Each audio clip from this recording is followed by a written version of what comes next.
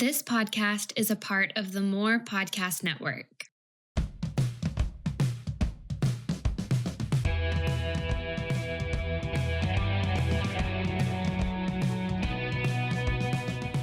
Hey everybody, welcome to the Daily Leader Podcast by Pattern Talent, where we interview great leaders and we seek to understand leadership. I'm Brad McDonald. And I'm Taylor Jessup, and we really hope that you enjoy this episode. Brad and I are actually both back from vacation, which is, I think, why you're glowing so much, Brad, is you probably Get a lot of sun. You get that pine top high, that's what that is. Okay, so check this out. My sister is prepping for a half marathon.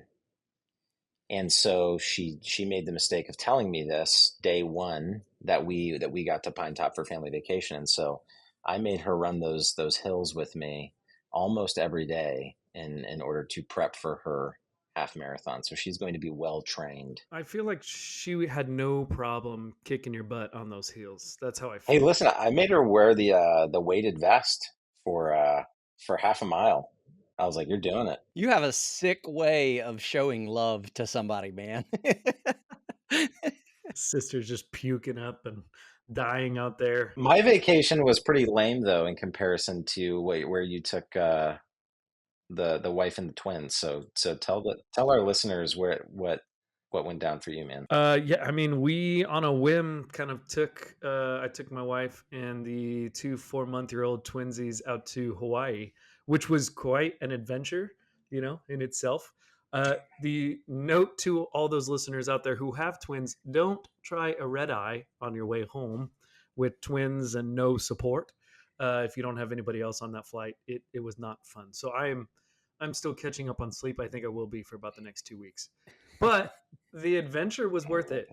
We just trying to press into not having the excuse of, well, we have twins, so we shouldn't do that. So we had a good trip. So it was fun, and now we're back. Our Daily Leader is back, up and rolling. And Brad, I'd love it if you took some time to introduce our guest here. Super pumped for today. I sure will. I'm really excited. So I'm really grateful to have Garland Vance on our podcast here this morning. And Dr. Garland Vance and I met through some mutual work that we were doing through the Chick-fil-A nonprofit family, which was very meaningful, very fun work, doing leadership development for sort of 2 separate organizations under that umbrella.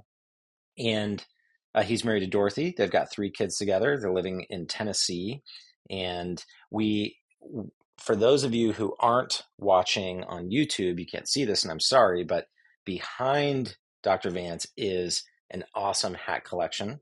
So take a peek at those, do a screenshot, zoom in. You can see some of the logos he's got back there. He's always willing to take cool hats. If they're not cool hats, please don't send. But if you have a cool hat, okay, you can email him, and contact info there in the show notes, and you can send a hat.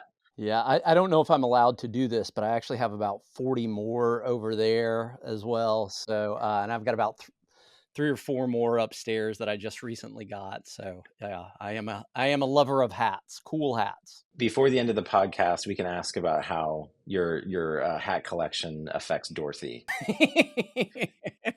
Someday your children will be cleaning your home after your funeral, and they're going to be like, okay, how do we divide Dad's hats? Yeah. They'll be in the will. I have no doubt they will be in the will. They'll be divvied up. Right. We're excited to have Dr. Vance on the podcast today because he has spent, the last 30 years devoted to really understanding what is leadership. And so he's had a career of leadership and leadership development. He completed a doctorate in leadership, and a few years ago wrote a book called Gettin, Busy. That was a part of his doctoral work. And the idea behind Gettin Busy is the 5 steps to kill busyness: live with purpose, productivity, and peace. And so that's a book that I really enjoyed listening to last fall. And more than that, you've founded with Dorothy Advanced Leadership and Unleashed Leadership.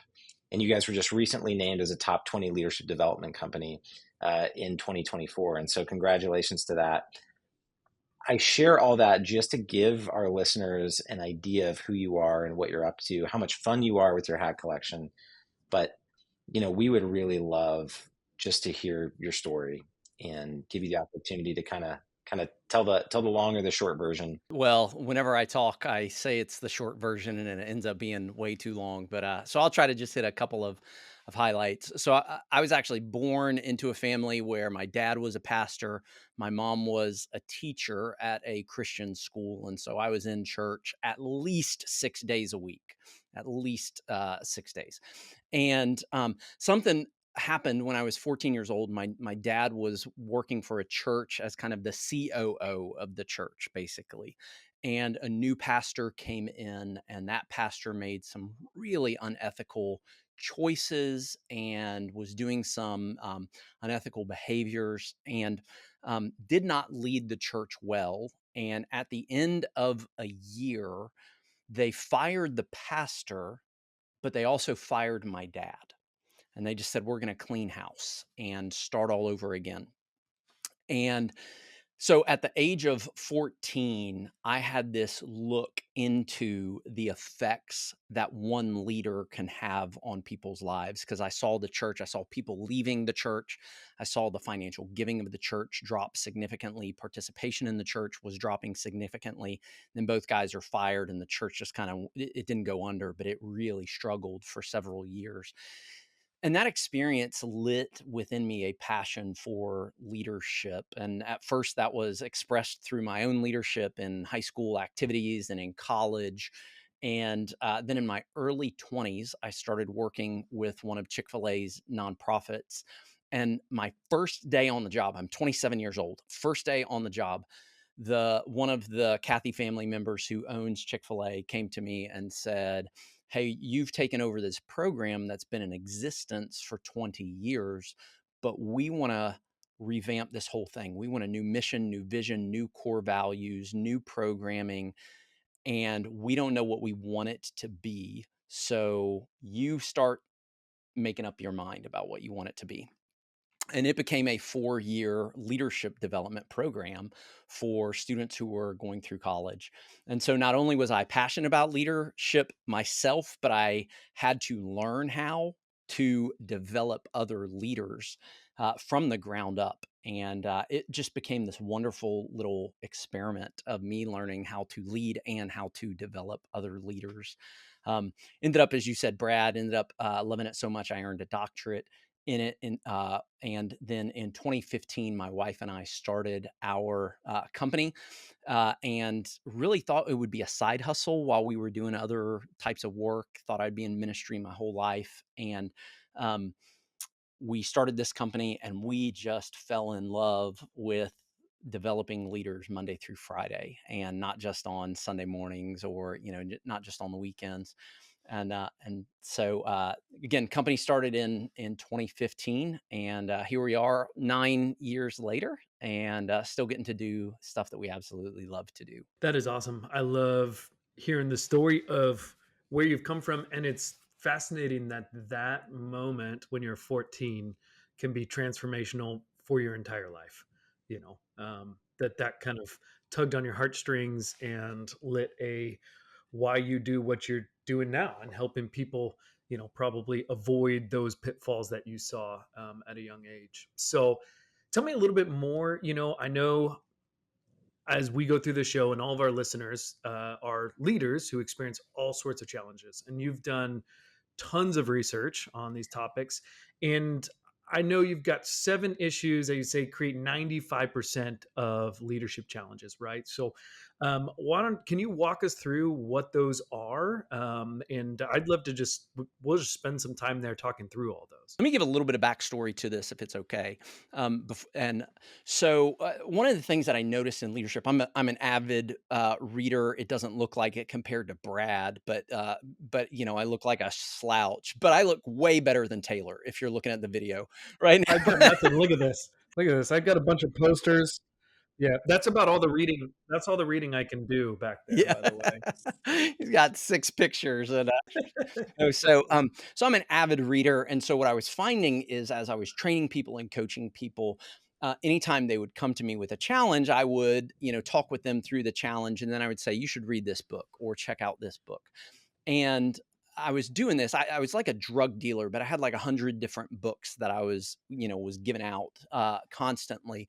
And it really started bothering me that leadership development and growing in your own leadership, helping develop other leaders can be so complicated, right? Mm. It's, you think there's all of these problems and there's a million different issues. And so I started looking back over the years of training and coaching and reading and all of those things, and just beginning to say, what are the root issues that were at the heart of most of the challenges that clients and friends and coworkers and myself experienced? What I discovered is that there's 7 issues, like you said, Taylor, 7 issues that cause at least 95% of leadership challenges. So they all start with C. I'll do a high level overview of them, and then we can dig into whatever you want to from there. So the first issue is character. And character typically means that a person is either arrogant, right? There's a sense of leadership is about me, and they're not turning the spotlight onto others and helping others. Or sometimes it means that a leader is unwilling to take responsibility or to do the hard things, right? Their fear is holding them back. So there's character. Second issue is competence. 82% of people get promoted to a leadership position without any training on what they need to do differently and what skills they need to develop. So there's a competence issue. Third issue is capacity. Capacity is all about the time and the energy and the attention it takes to lead other people. And so if you don't have time to lead others, you're not going to lead very well.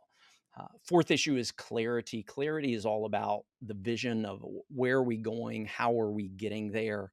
You see this a lot of times with leaders where they shift visions constantly because the vision just doesn't happen quickly enough.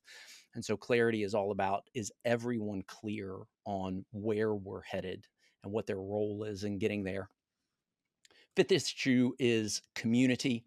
Community is about the trust that creates collaboration within a team. Do we trust each other? There's actually 3 different types of trust that people need to develop.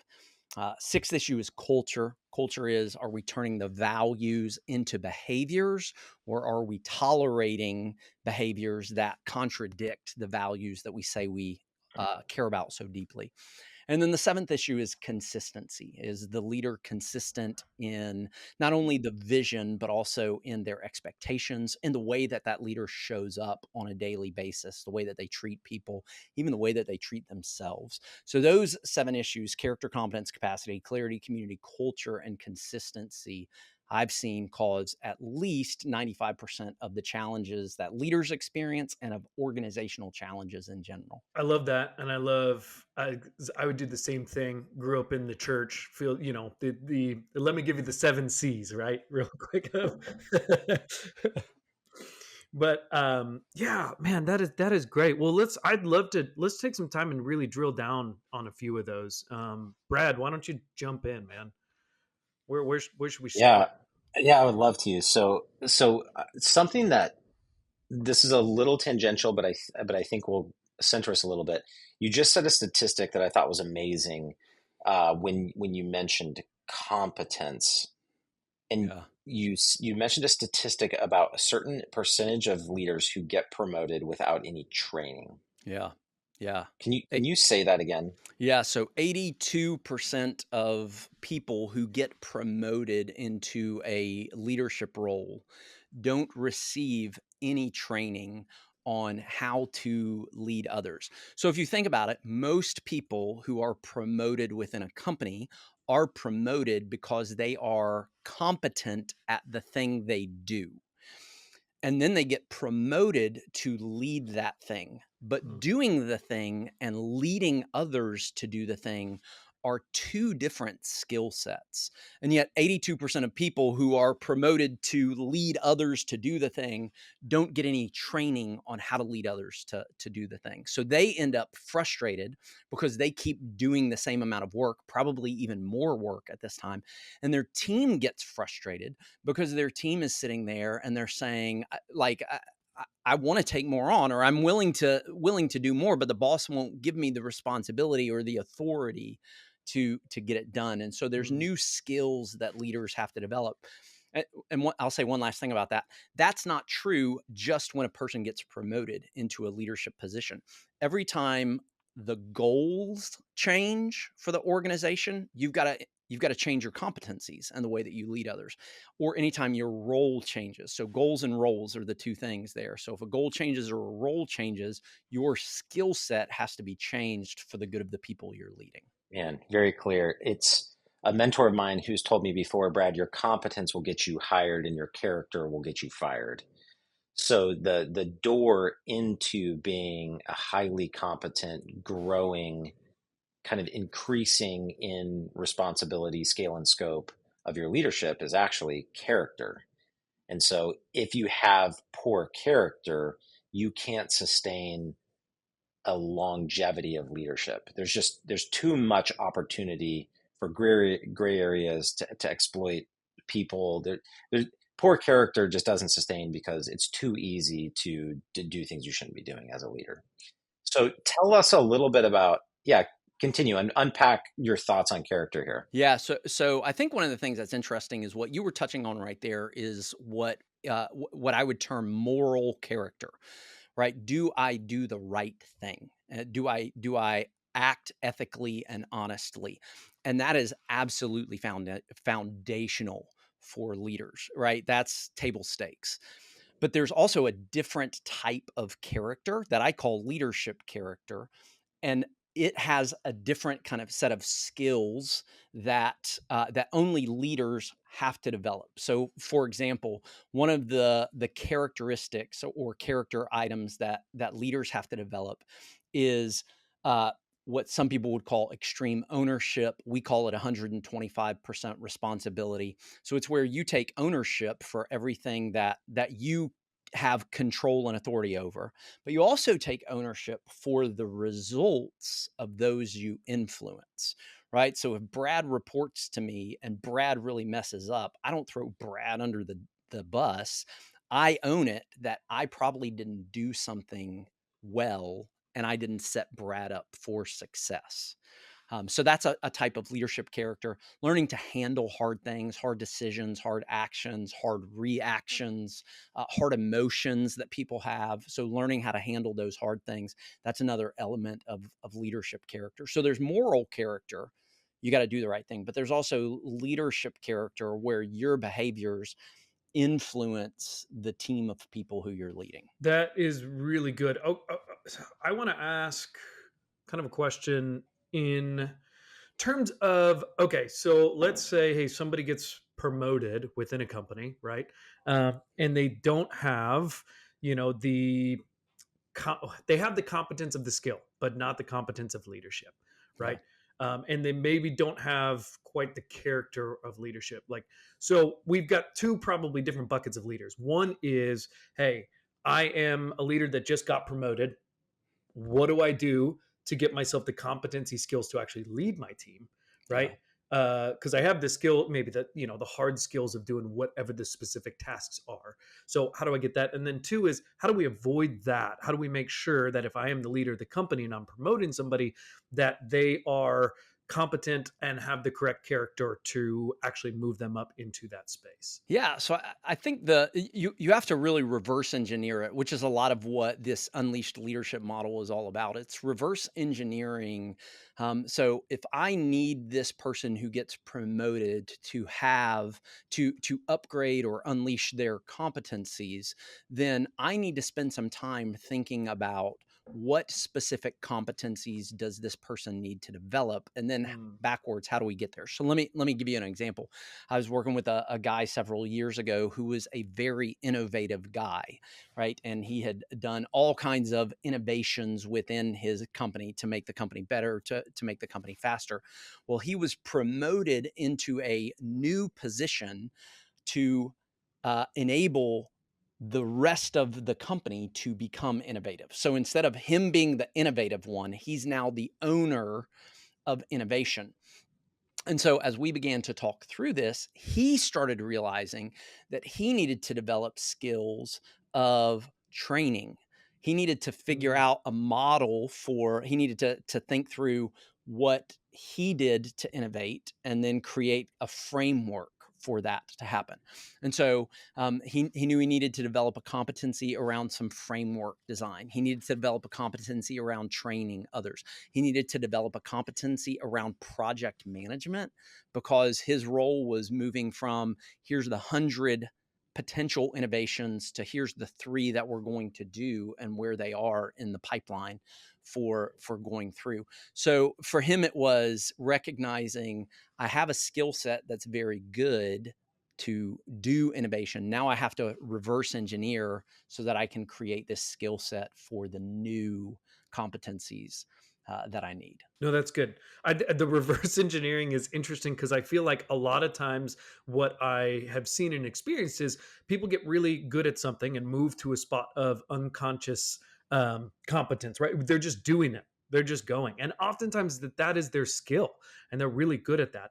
And it can be really hard for us as leaders to actually teach our superpower to somebody else. Oh, Yeah. so hard. That project of going, okay, how do I reverse engineer this to think so that those that are following me can be able to do that and think through it differently? Because that's probably not their skill, or at least Yeah. it's not yet. I think Yeah. thinking through that at a high level is actually, it's probably pretty simple. It's just not easy to do, right? It's Right. simple. And often you need somebody to talk it out with, right? Somebody needs to ask you well, how do you do that? Well, I do this. Well, how do you do that? Well, I do that. And then, somebody else can kind of draw that out of you a lot of times. Yeah, yeah. Go find a coach. Go find somebody that you can work with. Find a Brad. Find somebody that you talk to, and you go, okay, here's what I do all the time, but what are the questions that I need to ask so that I can train somebody else to do this? Absolutely. What you're talking about here, Garland, is the connection between competence and the next principle, which is capacity. I understand leadership capacity to be about leveraging other people's time and other people's strengths. Unpack what capacity means for us and how we as leaders can kind of better leverage our own and others' capacity. Yeah. So I would say you are absolutely right. It's about leveraging other people's time, other people's talents, other people's resources.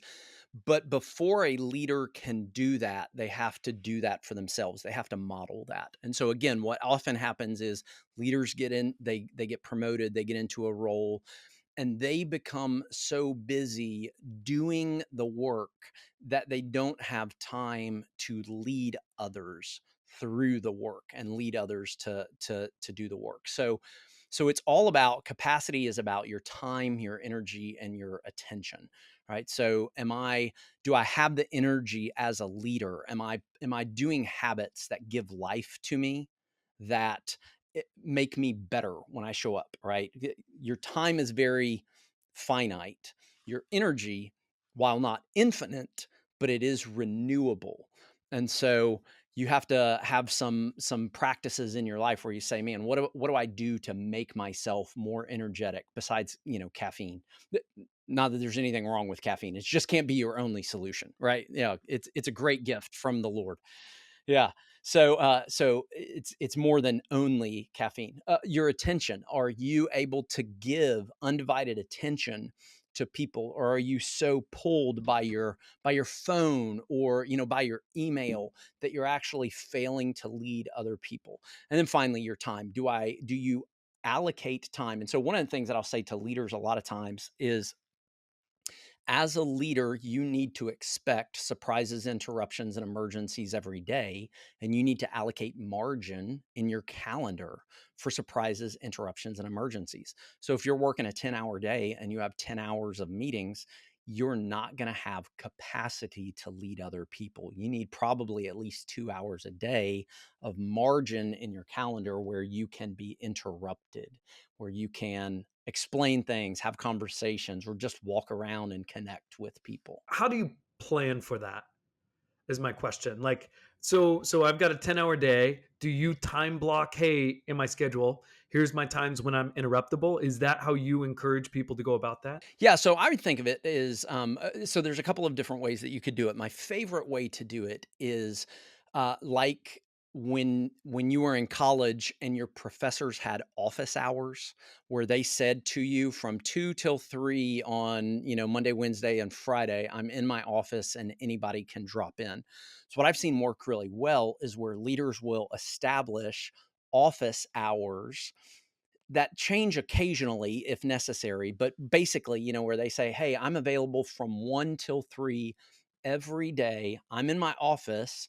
You can get stuff done if nobody's dropping in or asking you questions, but you're available for the spontaneous conversations, for the ad hoc questions that people have. You're available if there's a last minute emergency meeting that needs to take place. You can, okay, I've got from 1 till 3. So office hours is honestly the best way that I've seen it done. So leaders consistently have margin in their calendars, but they can still get stuff done during those hours. I just am always curious. Okay, if we have this idea, how do we break it down, make it really practical for people too? And I just enjoy cutting Brad off any chance that I can get. So that was a win-win for me. I enjoy that too. Thank you for that, Taylor. Garland, what is triggering in my mind is, when I was going through Getting Unbusy, something that really captured me as you started that book was your own kind of health scare and crisis around, like, my doctor's basically saying me, telling me I'm working myself to death. Yeah. And I think the mistake that we make so often as leaders and as high performers is kind of the more, better, faster, efficiency, productivity, optimization is like, I feel like that was a buzzword for several years running there. Like everything was about being optimized. And, we have the James Clears and Tiny Habits and Atomic Habits. And it's actually overwhelming, uh, when you kind of go down that path. But great leaders I think, lean into exactly what you're saying, which is it's not about me doing as much as I possibly can and filling my day with tasks ad nauseum. It's about me learning how to best leverage my time, energy, and focus, my time, attention, and focus, and how to help other people do that too in effort to achieve the vision or the mission. And so I'm passionate about this one in particular because I feel like so often the thing that I see with leaders is exactly what you described. Well, if I just do more then, and that's almost never the answer, especially when someone has a sizable organization or a sizable team of people underneath them. Doing more can even be detrimental to the health of the organization. Yeah, and I think that's very often people's go-to is I need to work harder, I need to do more, I need to stay longer.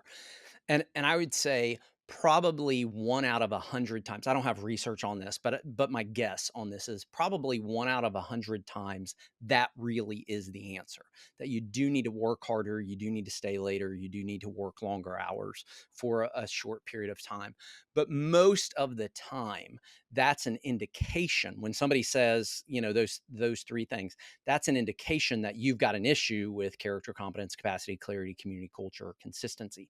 Often it indicates failure to prioritize. That's a clarity issue. Sometimes it indicates a culture issue where workaholism is expected and shamed if it's not done. Sometimes it's a capacity issue where you're just really bad at prioritizing and figuring out what's most important, and so you just work yourself to the bone because you haven't prioritized and you haven't delegated. So it can be any of those issues, but it's that should almost never be the solution to work harder, to stay longer, to do more. Which is interesting because that's so much of the way that our culture is run, right? And that is the way that we have moved. And the more we have moved for productivity, the more I feel like we have not done the other part, what you talked about, which is actually resting, right? Or figuring out how do we get our energy back. So even if we look at just kind of history in general, right? If we go back, okay, pre 1999, before we had, really good email, internet, all those we couldn't be reached once you were done for the day. you're pretty much done unless you got a phone call, right? And I feel like some of the ability to be able to recharge at that point could come easier if you go back even further in history and there is no email, right? Or there is no phone. Once you're done and you rest. So, what are some, well, this could be our practicality corner here for a minute. Like, what are some of the things that yeah, we have a little jingle that rings. I need to get it here so that, We need a button, we need like a jingle button. yeah, I've wanted a little practicality guy that I hold up, which our listeners wouldn't be able to, but a little character. We don't have that much money for the show yet. What are some of the ways that you You mean that much? We have none. yeah, we have no money. Yeah. So I don't know. Maybe ChatGPT can make me something. Um, what are some of the ways that you refresh and recharge yourself or encourage people to do that rather than saying, hey, work harder, longer, faster, better? I'm thinking, hey, recharge more strategically, organize and plan your day with more intentionality. So, what are some of the ways that you would encourage people to say, hey, here's a good refresh, recharge, some of the things that I see people do that work? So I call them life-giving habits. And a life-giving habit is simply something that when you do it, you know that you're going to get back energy. That could be physical energy, it could be emotional energy, it could be spiritual energy, like you're connected to a higher purpose. And that could be psychological energy, that your mind is refreshed. But when you do it, you know you're going to get energy back. So people are typically, you can look at things that you love to do and that you're passionate about. Those are often life-giving. So for me, hats are a life-giving habit. Probably once or twice a week, I look at hats. Even if I don't buy them, I look at new hats because it gives me a sense of joy. And so it's emotionally energizing. Working out or exercising or moving or eating healthy, those are things that often don't feel good in the moment. But for a lot of us, like I don't enjoy working out, but I enjoy how I feel after I've worked out and I enjoy the energy that I get. I don't enjoy eating a salad for lunch. uh, and so I don't a lot of the times. But when I do, I enjoy that I get energy on the back end of that. So that's where my mind always goes, is identifying 5 or 6 life-giving habits. This is what I think is the downside of a lot of the habits literature that Brad recommended. Not that there's, I mean, all of those books that he referenced, I've loved those. They're great, but very often it's habits for the sake of productivity, habits for the sake of doing more, being more, getting more done, as opposed to what are some of the habits that actually help me flourish more as a human, which makes me a better person and makes me a better leader. Mm. Yeah, we do seem to be really focused on the productivity and what we can achieve, which keeps us on that hamster wheel, right? It keeps us, I got to do more habits to add in more to my day to be more productive, which essentially to me at the end of the day is draining, even if I'm getting closer to my mission, my vision, all those kind of things. So I think that's a great thought of, okay, what are 4 or 5 life-giving things that I can do that are quick, simple, and easy. I was just reading this morning about how good a 40-minute walk is for you. I think it's Inc.com was talking about a 40-minute walk increases your memory by like 3%, which doesn't sound like a lot, but I'm sure that any percentage would help. My wife would say that for sure. She'd be like, I would love for you to remember 3% more. Um, but figuring out what are those things that we can do that are within a workday to be able to kind of refresh and recharge us as a person. So I love that you've got hats. I'm the workout guy.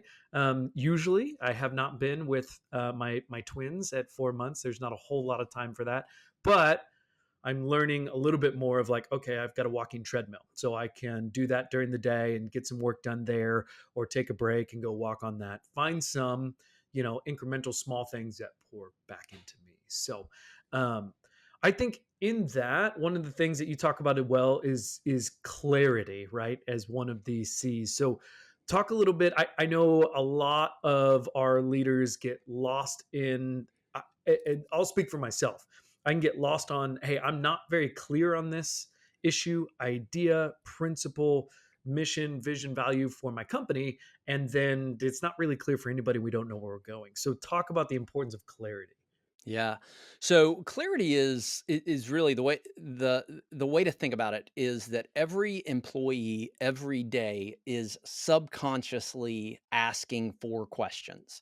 Question number 1, where are we going? Right? Like what's the big mountain we're trying to get over or the big hill we're trying to climb, right? So where are we going? Second question they're asking is how are we getting there? What's the plan? Uh, Third question, what's my role in getting there? So the first two questions are really the same for every employee, and you don't have clarity if people are answering those questions differently. I'll get back to the 4 questions in a second, but true story. True story. This morning, so I'm on Eastern time. So from 9 till 10:30 this morning, I was with a team here in Knoxville, Tennessee. There were 20 people in the room. And I said, hey, I want you to do me a favor. We were talking about clarity. I said, I want everybody to write down, what do you believe is the single most important priority of your company right now? Take 1 minute, write it down. I broke them up into groups of 3. And I said, I want one person to share what you believe, one person in each group to share what you believe it is and what that number 1 priority is. And when you are done, I want the 2 other people on your little breakout team to shake their head yes, that's what they wrote down, or shake their head no, that's not what they wrote down. Does that exercise make sense that I did? So you've got 20 people in the room, about 7 of them are actually saying what they think. And so I asked the 20 people, how many of you agreed with the one person? And there were 2 people in the room who agreed. So there you're looking at, you probably have 8 to 10 different opinions on what's most important, right? So question number 1, where are we going? They had 8 to 10, at least 8 to 10 different opinions of 20 people of where are we going. Second question that generates clarity is how are we getting there? Third question, what's my role in getting there, right? So this is where that question becomes unique to each person. Here's my responsibility of what I'm doing. And then the fourth question is, why is it important to get there in the first place? Which is the bigger purpose behind this. Are we just getting here because we're trying to line somebody's pockets or, make more money for our shareholders? Or are we doing this because there's something noble that we're trying to accomplish together? So where are we going? How are we getting there? What's my role in getting there? Why is it important in the first place? The first, second, and fourth question, you have clarity when everybody on the team has the same answer. Yeah. That's when clarity happens. Which is perfect. I love, for any of our listeners out there, I would say, hey, go do that exercise with your team immediately, because and I don't have any research, but I would say, hey, I bet 95% of companies out there would all be in the same boat, that they've got 1 or 2 people that would say, hey, this is our direction. And everybody else would go, I have a general idea, but I'm not 100% sure. And Brene Brown, I think, is the one that said, in different aspect of life, but she said, hey, clear is kind.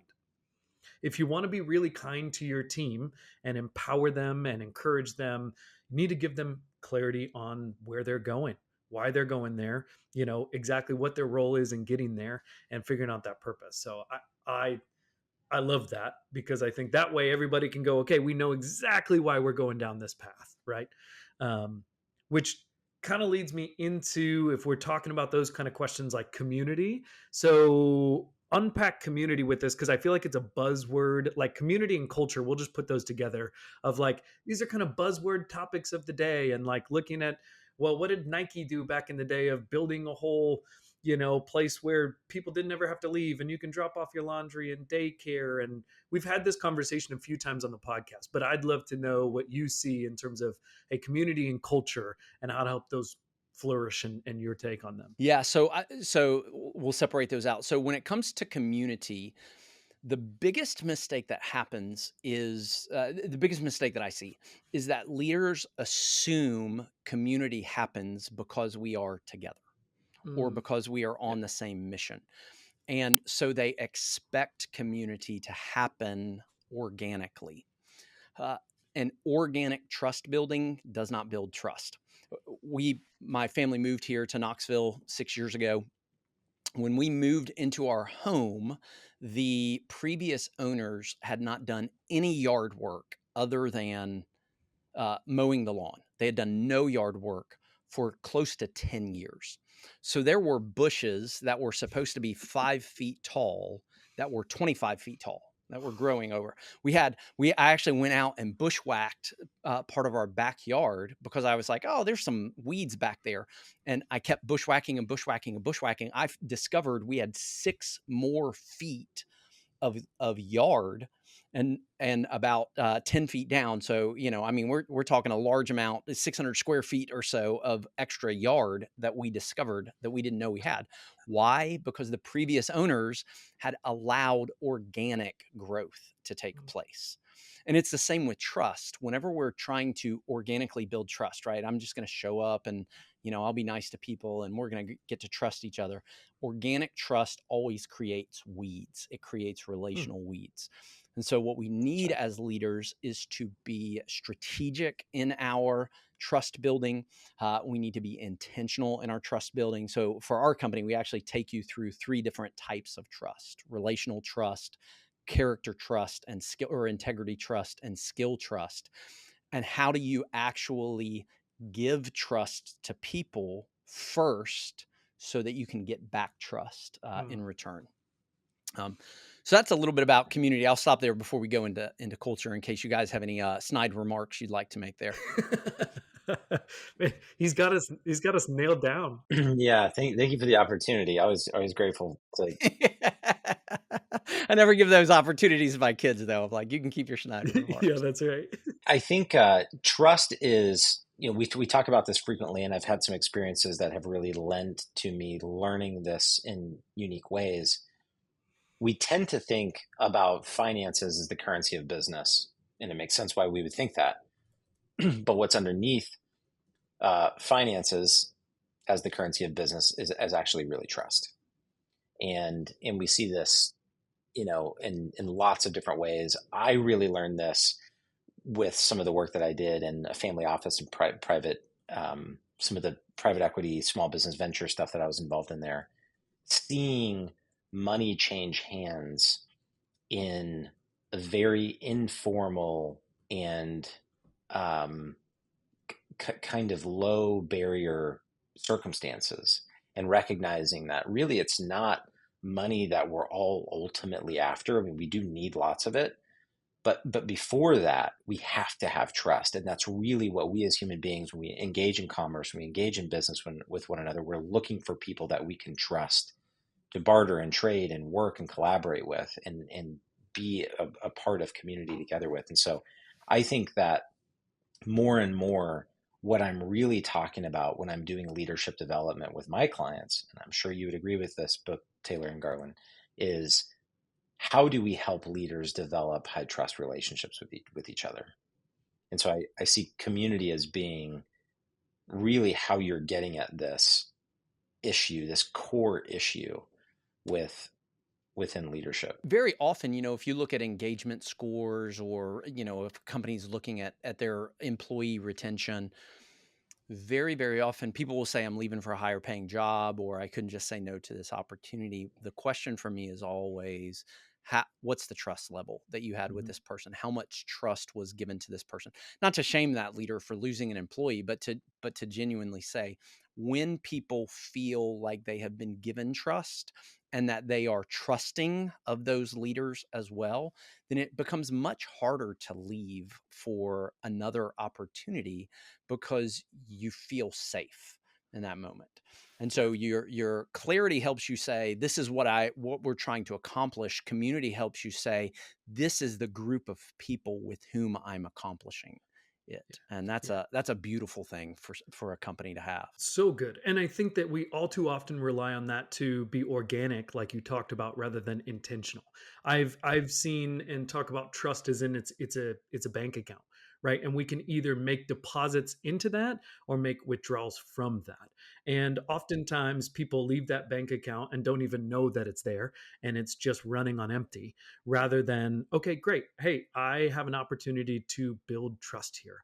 I have an opportunity to have some conversations and see how my team is really doing and really connect and engage with them. And we can also lose some of that trust too, right? And we need to be aware of that so that if I lose trust in my team, I can start to repair and fix that. But it is a very intentional game. Otherwise, like if you don't have a pulse on it, it's like having a bank account that you just never check into. Maybe there's some money in it, maybe there's not. We're not really sure where it is, and it's scary, and I don't want to look at it. So at some point, you got to bite the bullet, get online, pull up the account, and go, okay, well, if this is where I'm at, how do I get to where I want to be with my team? That way, I don't think you're ever surprised too if you really have people's best intent and they come to you and they go, hey, I've got this other opportunity. You go, gosh, that really hurts, but I could see how you'd want to take that because we've established this trusting relationship. And or they go, hey, I got this other opportunity, I'd really love to stay here. Can we have that conversation on how we'd make that work? So, Garland, how do you differentiate between community and culture? What makes culture kind of separate, distinct from community? Yeah. So culture, I define culture as the lived out values and beliefs of an organization. So culture is all about habits and attitudes. It's about how we allocate resources. It's about our processes and systems that we use. But it's are those things, our habits and attitudes, our behaviors, our processes, are those aligned with what we say we actually value? So, I mean, we all have some experience with Chick-fil-A. Chick-fil-A says that it values customer service. Well, one of the habits that they've developed that shows that is saying my pleasure when you say thank you. It is an expression, a simple expression. It doesn't cost you anything to do. It is hard to learn how to do it when you've been used to saying yeah or you're welcome for a long time. But it's a way of them living out this value of serving customers. So that's how I would say. And what happens with most organizations that I see is a lot of them create what Patrick Lencioni called aspirational values, right? These are things we hope will be true of us, but they're not the things that we actually value. And so when companies begin to say, these are the things that we actually value, and we're going to, again, reverse engineer, we're going to reverse engineer behaviors that help us get there. So one of my clients recently, he has a sales division that he has a large organization he oversees, but part of his is in sales. Part of his responsibility is in sales. And one of his company's core values is compete against your potential. Okay. So when he sits down for quarterly planning with his salespeople, he doesn't say to them, here's the goal. What are you going to do to get there? He says, here's what you did last quarter. So now we know that your potential is at least here. What do you think would compete against your potential in the next quarter? And they'll inevitably say this. And then he goes, I think that's a good number. Let's raise it 20%. Like he says, I believe in you. I think you can do 20% more than that. And so they're competing against their potential. So their sales forecasting, they've completely changed the way that they do it. It's not, here's the plan, you better figure out how to do it. It's, here's our potential, here's your potential. How are you going to compete against your potential? That's culture. To me, the value is driving the way that we do the work. Man, one big observation from the field, right, is culture has to be guarded and protected. And I've experienced this in my own career. I've definitely experienced in the life and the work of my clients. As soon as we fall asleep at the wheel here, big problems very quickly emerge. And then it's damage control, terminations, things get sloppy. How do you guide your clients in kind of what we tolerate, how we guard and protect culture, how we ensure that we made something awesome here, let's not screw it up? Yeah. Yeah.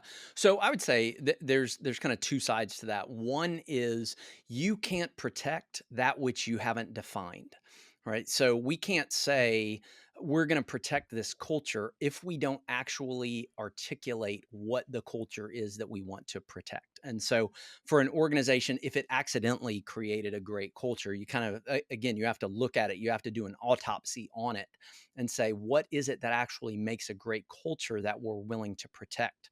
That then leads to the intolerables. What are the things that we are absolutely unwilling to tolerate? Here's the behaviors that we expect. We expect you to say my pleasure when somebody says thank you, right? That's a non-negotiable. These are the behaviors that are non-negotiable. And then these are the behaviors that are the intolerables to us. And we're going to go ahead and define those and say, if these things happen, that is a violation of the culture in there. And the hardest part, and you pointed this out already, Brad, the hardest part in all of this is that which gets tolerated. Whatever is, I didn't come up with this quote, but whatever is the worst behavior by the highest leader becomes the culture of the organization. Totally. And so even as a leader, you have to be cognizant of what are the intolerable behaviors for me that I can't do, or else I violate the culture. So in that way, leading yourself is one of the keys to leading the entire company. If I tolerate some things that are inconsistent with the culture that I espouse and the culture that I claim to build, if there's lack of integrity or incongruence, that is just going to be emulated kind of out into the business. Absolutely. And the last C, which I think goes right along with that, which to me kind of seems like, and I don't know if you'd agree, Garland, but to me, it kind of seems like the lifeblood is consistency, that we got to be consistent. And I know that that can be a challenge. So can you talk about consistency for a little bit? Yeah. So this one, when I was creating this model several years ago, this was not actually in the model originally. And I was walking with a friend. We were on a trip in Glacier National Park. We're on this hike, and he's telling me about his boss who shows up on Mondays, and he's inspirational and he's excited and he's awesome and they're ready to conquer the world. And he shows up on Tuesday, and on Tuesday he hates everybody and he's calling you names and he's cussing you out. And on Wednesday he's threatening your job, and on Thursday he wants to give you a promotion. And so as I'm explaining the model to him, I only had the first 6. He was like, "Hey, you forgot one." And I was like, "Okay, what is it?" And he said, "Consistency." And I was like, "Dang, you're absolutely right. It is." Yeah. Because we see this issue. So the issue that we see is an inconsistency of vision, right? So a lot of times an organization will say, here's where we're going. And then when we don't get there in 3 months, we change the vision because Yep. it was too hard. It wasn't fast enough. So there's clarity, where are we going, but there's consistency. We need to keep our GPS pointed there unless we are absolutely convinced that something has changed in the world. So there's consistency of vision. There's consistency of attitude. Your team is going to take on whatever emotions you express. It's part of family systems theory and psychology, is that the highest ranking person's emotions will influence everyone who they touch that day. And so you as a leader have to have enough emotional stability to be able to say, I'm going to be consistent. Even on my bad days, I'm going to be fairly consistent in the way that I present myself and in the way that I treat other people. And finally, you got to have consistency of expectations with others. Of, you don't give Brad special privileges and don't give those to Taylor just because Brad is better looking than Taylor.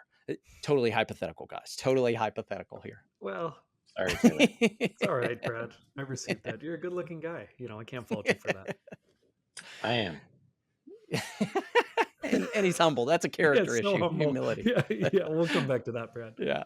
No, but so that's the idea of consistency. And Taylor, to your point, I think of consistency as the trait that wraps all of these up. If you're inconsistent in any of them, it's going to cause problems, significant problems. But it's really the trait that wraps all of these up together. Is there has to be a sense of consistency where you lead yourself and you lead others well. Yeah, so good. It's the oil for the car, right? Makes it go. Yeah, good. I'm going to steal that. Yeah, if I am a great person of character Monday through Thursday and I'm doing 80% really well, but then Friday I decide, you know what? I can kind of let that go. That will actually do more damage, I think, than having lower character more consistently. It's funny how that works. I had a boss tell me once, I'm a very, I can be a pretty animated person, right? So I've got some pretty high highs and some pretty low lows. And he's told me, he said, hey, I'd rather you be a 7 consistently than be a 10 one day and a 4 another. And I was like, that's really stupid. I hate that because I'm an emotional being. Let me do what I want to do. And then I kind of realized, like, well, that wasn't just about me. That's about all the people that are looking up to me to be able to lead them on that particular day. So I need to figure out, how do I regulate myself so I can consistently show up and give the same vision, give the same to my team, which requires me to do all the things that we talked about, right? I got to rest. I got to take care of myself. I have to make sure that I'm clear on vision, that I have created the capacity for myself, that I am in line with our culture, that I am pressing into community. Like, that's why I found that's one of the things that I'm like, I'm a big recovery person, been in recovery for a number of years. And one of the sayings is, hey, a lot of these things are simple, they're just not easy. Yeah. Consistency is one of those. It's really simple, it's just not easy. Hey, if you can do these things day after day and show up, that consistency will build trust with your team. um, but a little bit of getting out of whack with that, and your oil starts to go, man, that car, there are different things that can just shut down and you won't even. Yeah. Well, man, I'm telling you, I'm going to use that oil. I will give you credit the first 3 times. I'll say, man, my friend Taylor, he says that consistency is the oil. But after that, when I hit the 4th time, I'll say, I always say. Only copy, yeah, I only have a trademark on that for about the next 3 times anyway, so that's perfect. This principle reminds me of another Chick-fil-A story that you guys will appreciate, and we should be getting some kind of sponsorship because we keep talking about how wonderful Chick-fil-A is. By the way, I remember hearing a leadership development talk by one of their execs one time, and he said, we have a recipe for our lemonade, right? You got water, sugar, and lemonade, and there's certain ratios, and that's how you're supposed to make a proper cup of lemonade. He was like, but I understand, you're training, you've got team members, and that you're not going to make that cup of lemonade perfect every time. But here's what I would prefer. I would rather you make the wrong cup of lemonade every day than to make the right cup of lemonade on some days and the wrong cup of lemonade on other days. Like, I just want your lemonade to taste the same every single time that someone comes in to drink it, so they know this is what the lemonade tastes like when I buy it here at this restaurant. And there was a little bit of tongue in cheek. It was a little bit facetious, but he was trying to drive home this exact point that, like, there's a recipe for great leadership. There's a recipe for the products that we love, the services that we experience. When we experience inconsistency, it actually goes back, and I love how integrated your model is, Garland. And I feel that as we talk about, like, the interconnectedness and the web of all of these principles together. When we're inconsistent, it actually really damages the trust that we've developed and built with people. And it damages the culture, and it damages the community. And therefore we start to question our character, and we start to wonder, do I even belong here? Right. And so much of consistency, like you're saying, is this kind of capstone to the model that really holds everything in place. When we lack consistency, everything else kind of diminishes. Right. And so I do think it's such a powerful and important principle. And I know we only have a few minutes left, but I really would love for our listeners just to get a sense of how you help leaders build these traits. So if you were going to show up at their organization and you were going to run your playbook to help them grow and improve, hit their sales and profits goals, expand, how would you just get started with influencing these data points in any given organization? Yeah. So let me kind of tell you the 3 stages that we would take an organization through. So in the first stage, I would end up meeting with some of the senior leaders or the leadership team. I typically want to hear the problems and the challenges that they're experiencing. Those are normally presenting problems. They're not root issues, but that, our retention is down, our customer satisfaction is down, our employee satisfaction is down, our revenue are down, profits are down, whatever. So they're going to tell me some of the issues, and then we're going to go from there to try to really understand from those problems, what are the root issues: character, competence, capacity, clarity, community, culture, and consistency. So quick story about this before I tell you the third stage to it. So 2 days ago, I was on the phone with a guy, and he said, "Man, we are really struggling because we're not getting we're not delivering our service fast enough, right? We know what we're held to, we know what we're supposed to do, and it's just not fast enough."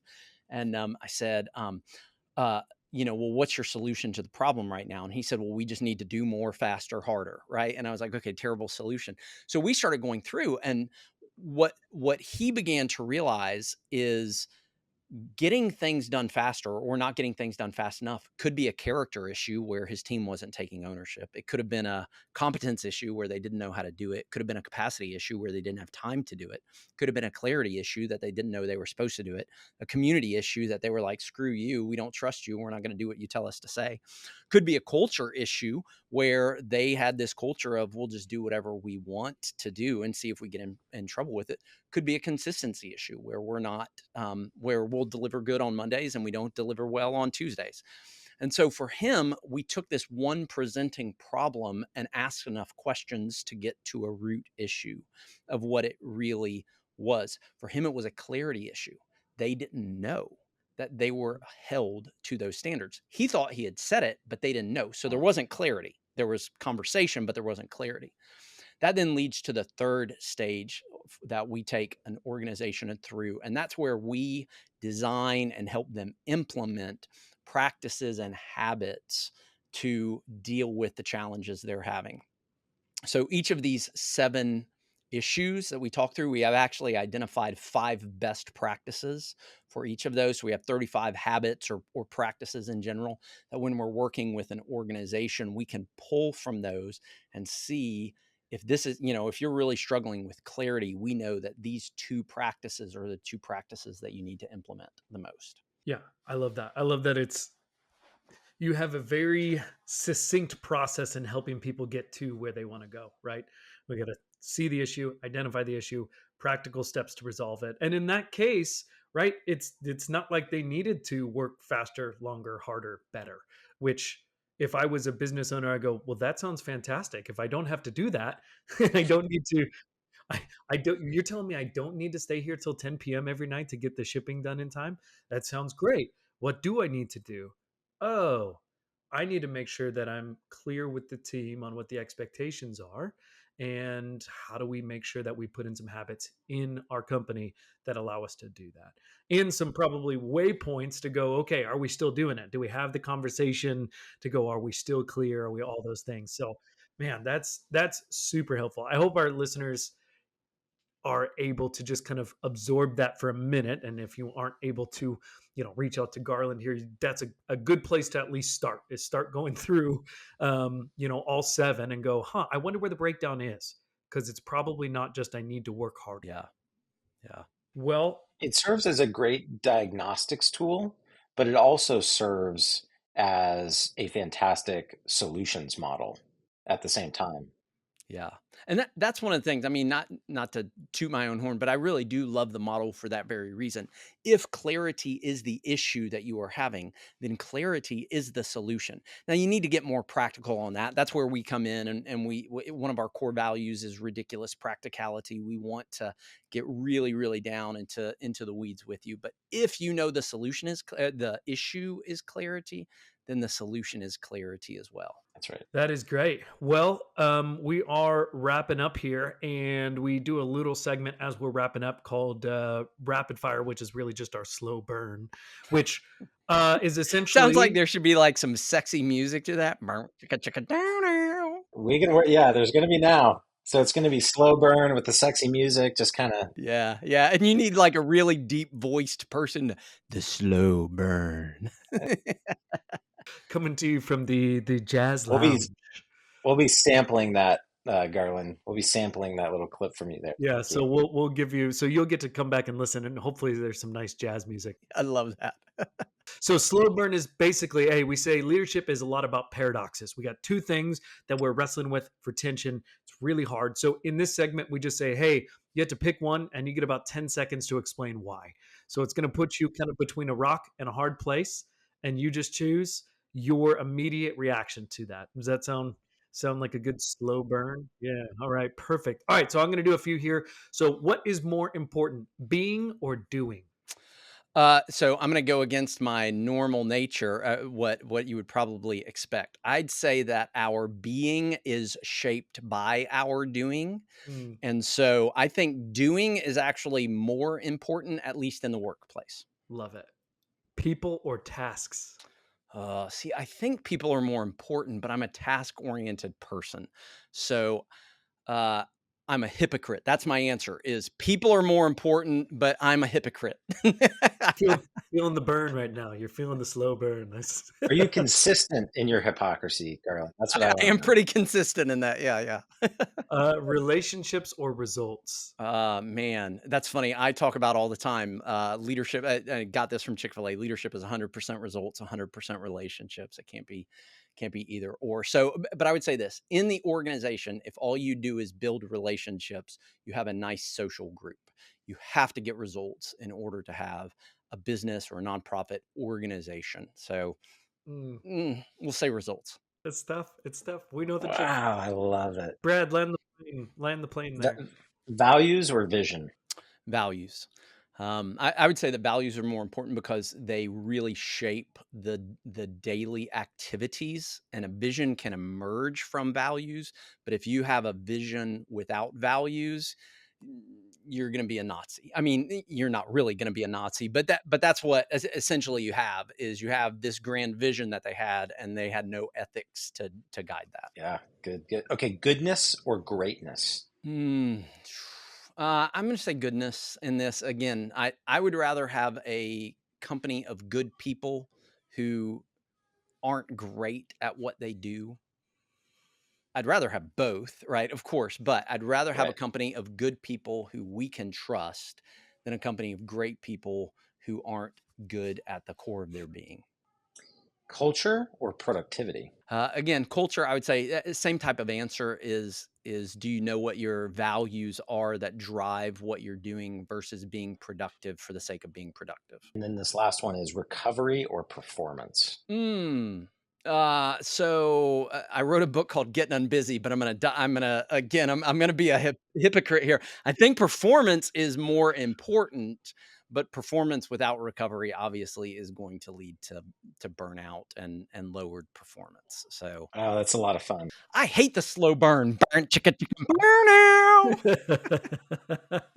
Good work. No, that was fun. That was definitely the fastest slow burn that we've ever done too. So you really know what you think, and your ability to articulate that was awesome. So and your jazz sounds are spot on. You know, not you may bad. have another business coming. YouTube jazz channel.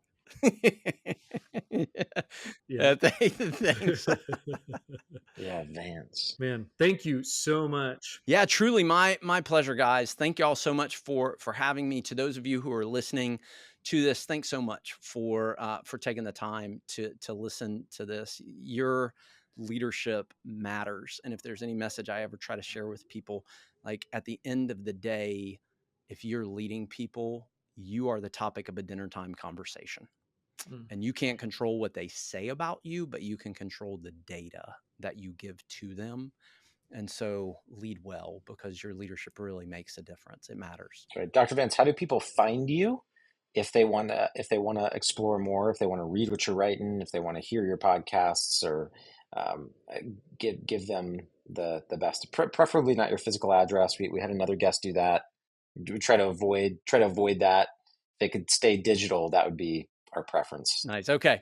Yeah. So you can go to our website. It's advanceleadership.live. Hopefully you'll have that in the show notes, but it's my last name is Vance. So it's advance, no D on the end, leadership.live that you can go to. We do a weekly newsletter there called the Friday 411 and would love for you to sign up for that. And if you go there, you'll be able to connect with us. You can also find me on LinkedIn. I'm a little inconsistent on there. I haven't developed that trait yet of consistency, but by all means, connect with me at Dr. Garland Vance on LinkedIn. Awesome. Thank you so much. Yeah, my pleasure, guys. Thank you all. Well, with that, all you Daily Leader fans out there that got the tattoo or Daily Leader podcast, shaved into your head, go ahead and like, subscribe, send it to your mother-in-law to follow the podcast, and we will see you all again next time.